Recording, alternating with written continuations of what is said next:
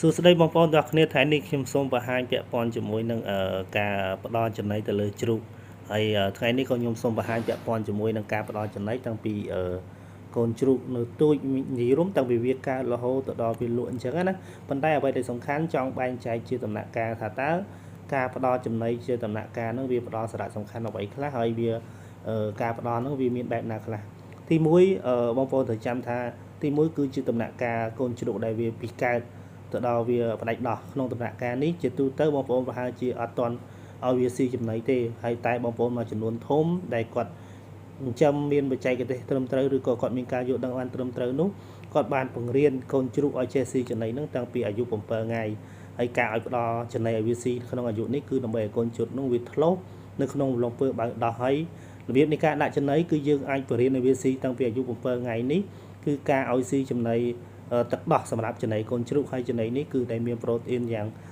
ទាប21ទៅ22% គឺដើម្បីឲ្យកូនជ្រូកហ្នឹងគឺទទួលបានទាំង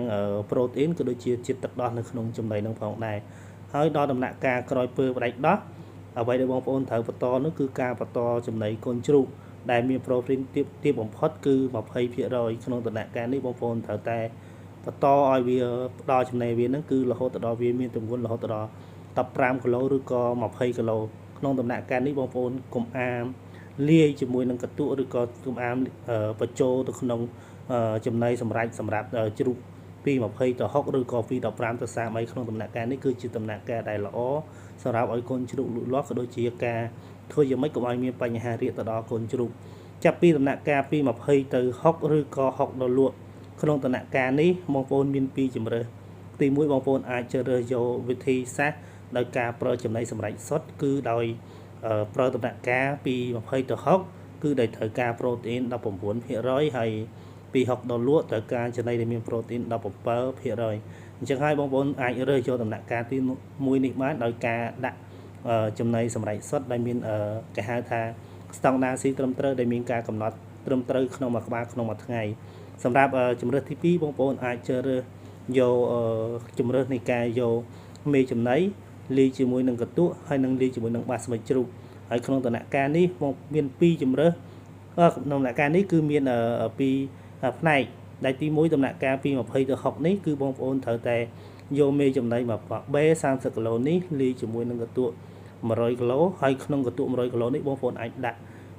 ចុងអង្គឬក៏ពោតនេះ30គីឡូបានដោយការលាយជាមួយនឹងបាសមិច3គីឡូបន្ថែម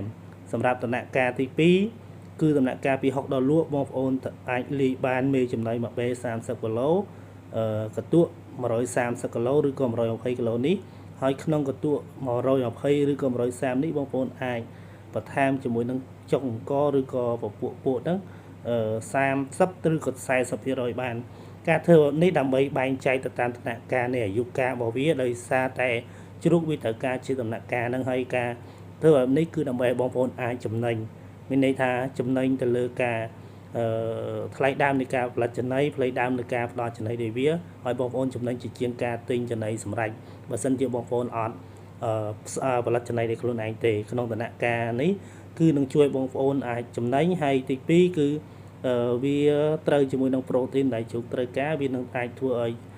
ជ្រូកបងប្អូនលូតលាស់មានតាគៀកមានចង្អូរខ្នងជាពិសេសគឺពាក់ព័ន្ធជាមួយនឹងការលូតលាស់វាអាចនឹងបានទម្ងន់ច្រើនហើយបងប្អូនអាចលក់បាននៅក្នុងជ្រូកដែលមានទម្ងន់ប្រហែលជា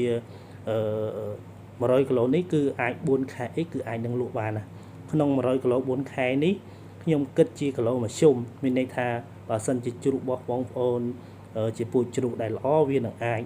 លើសពី100គីឡូឬក៏ក្រោម100គីឡូតិចតួចតែបើសិនជាពូជជ្រូកបងប្អូនដែលជាលក្ខណៈកាត់ស្រែឬក៏ស្រែចំវានឹងអាចមិនដល់100គីឡូទេវាអាចត្រឹមតែ90ឬក៏80ជាងក្នុង100គីឡូដែលបងប្អូនអាចធ្វើនឹងអញ្ចឹងបងប្អូនអាច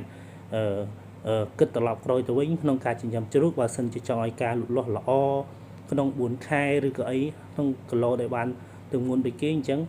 ក្នុងជម្រើសទី1ហ្នឹងគឺពូជបងប្អូនត្រូវតែជម្រើសបែបហ្នឹងអញ្ចឹងហើយ